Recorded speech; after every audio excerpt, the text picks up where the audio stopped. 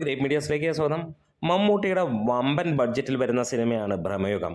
ഒരു black and white ആയിട്ട് വരുന്ന ഈ ഒരു സിനിമ തിയേറ്ററുകളിൽ എങ്ങനെ പ്രകടനം നടത്തുമെന്നുള്ളത് ഒരു സംശയം തന്നെയാണ്.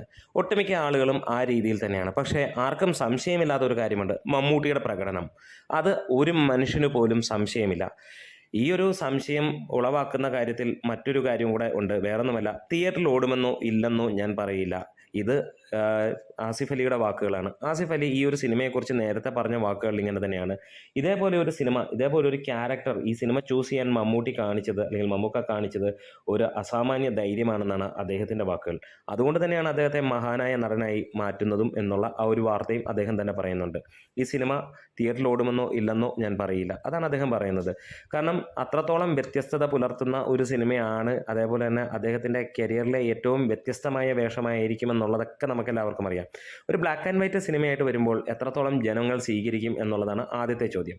ആദ്യമൊക്കെ ലോ ബഡ്ജറ്റിലാണ് ഈ സിനിമ വരുന്നതെന്ന് അറിഞ്ഞെങ്കിൽ കഴിഞ്ഞ ദിവസം അതിൻ്റെ ഒരു ബഡ്ജറ്റ് വരികയുണ്ടായി, 25 കോടിയാണെന്ന്. അതിന് ശേഷം നമുക്ക് ട്വിറ്ററിൽ ഒഫീഷ്യൽ ആയിട്ടുള്ള ഒരു അനൗൺസ്മെൻറ്റ്, ഒഫീഷ്യലാണോ എന്നുള്ളത് സംശയകരമാണ്, എന്താണേലും ഒരു ബ്ലൂ ടിക്കൊക്കെയുള്ള അക്കൗണ്ടിൽ നിന്ന്, പ്രൊഡ്യൂസറിൻ്റെ പേരുള്ള അക്കൗണ്ടിൽ നിന്ന് വന്നിരുന്നത് 27.73 കോടിയാണ് എന്ന് പറയുന്നു. അതുതന്നെയാണ് ഇപ്പോൾ സോഷ്യൽ മീഡിയയിൽ ഏറ്റെടുത്തിരിക്കുന്നതും. എന്താണേലും ആ ഒരു കാര്യത്തിലേക്ക് ഉറ്റുനോക്കുന്നു, ഇതുവരെയുള്ള ഒരു മമ്മൂട്ടി സിനിമയ്ക്ക് കിട്ടുന്നതിൽ ഏറ്റവും മികച്ച ഒരു ഓപ്പണിംഗ് ആണ് ഈ സിനിമയ്ക്ക് കിട്ടുന്നത്. ലോകമെമ്പാടും മികച്ച രീതിയിലാണ് ഈ സിനിമയ്ക്ക് പോകുന്നത്. ഇതുവരെ ഒരു മമ്മൂട്ടി സിനിമ ഇത്രത്തോളം ഗംഭീരമായി വിദേശ രാജ്യങ്ങളിൽ റിലീസ് ചെയ്തിട്ടില്ല എന്നുള്ളതാണ്. GCCക്ക് പുറമെ നമുക്ക് യൂറോപ്യൻ രാജ്യങ്ങൾ ഗംഭീരമായിട്ടുള്ള ഒരു റിലീസ് തന്നെയാണ് ഈ സിനിമയ്ക്ക് വരുന്നത്. എന്തായാലും കാത്തിരുന്ന് കാണാം. 15-ാം തീയതിയാണ് സിനിമ വരുന്നത്. നിങ്ങളുടെ അഭിപ്രായത്തിൽ ഈ സിനിമ ഏത് റേഞ്ച് പോകും? ഇവിടെ എല്ലാവരെയും കൺഫ്യൂഷനാക്കുകയാണ്.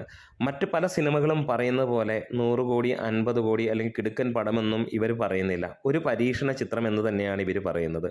പരീക്ഷണ ചിത്രം എന്ന് പറയുമ്പോൾ നമ്മൾ റോഷാക്ക് കണ്ടാണ്, കിടിലനായിട്ടുള്ള ഒരു പരീക്ഷണ ചിത്രം, ഞെട്ടിച്ച പരീക്ഷണ ചിത്രം എന്ന് പറയാം. അതിനെയും വെല്ലുന്ന തരത്തിലുള്ള മറ്റൊരു സിനിമ എന്ന് തന്നെ നമുക്ക് കാണാം. അപ്പോൾ ഈ സിനിമ ഏത് റേഞ്ചിലായിരിക്കും തിയേറ്ററിൽ പെർഫോം ചെയ്യുന്നത്, ഇനിയും വിജയം പരാജയം അങ്ങനെയൊക്കെയുള്ള കാര്യങ്ങളിലേക്ക് നിങ്ങൾക്ക് കമൻസിലൂടെ ഒന്ന് പറയാം. Great medias.